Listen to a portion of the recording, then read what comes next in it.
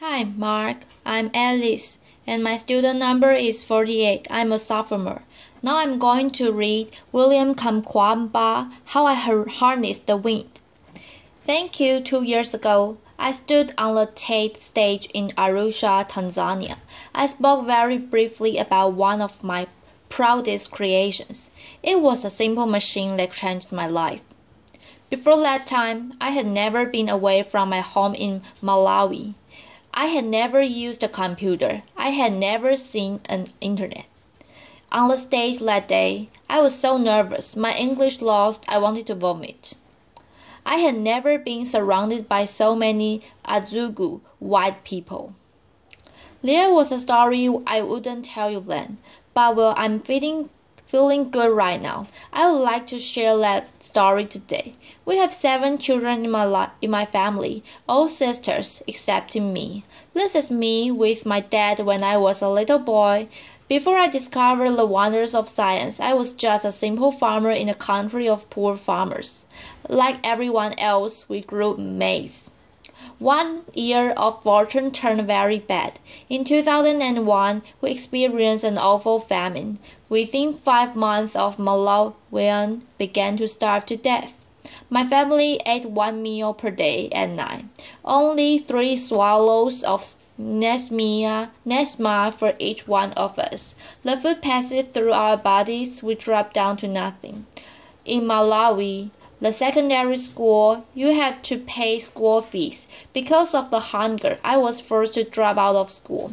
I looked at my father and I looked at those dry fields. It was the future I couldn't accept. I felt very happy to be at the secondary school, so I was determined to do anything possible to receive education. So I went to a library. I read books, science books, especially physics. I couldn't read English that well. I used diagrams and pictures to learn the words around them. Another book put that knowledge in my hands. It said a windmill could pump water and generate electricity. Pump water meant irrigation, a defense against hunger, which we were experiencing by that time. So I decided it would build one windmill for myself. But I didn't have materials to use, so I went to a scrap yard where I found my materials. Many people, including my mother, said I was crazy.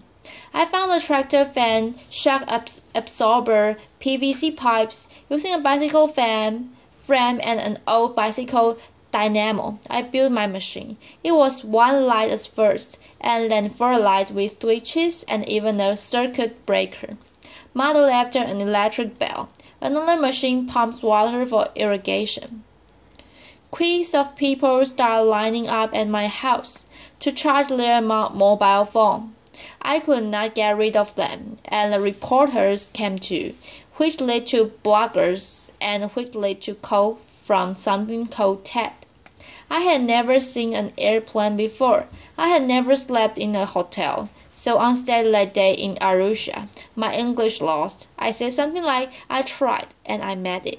So I would like to say something to all the people out there like me, to the Africans and the poor who are struggling with your dreams. God bless. Maybe one day you will watch this on the internet. I say to you, trust yourself and believe. Whatever happens, don't give up. Thank you. Bye bye, Mark.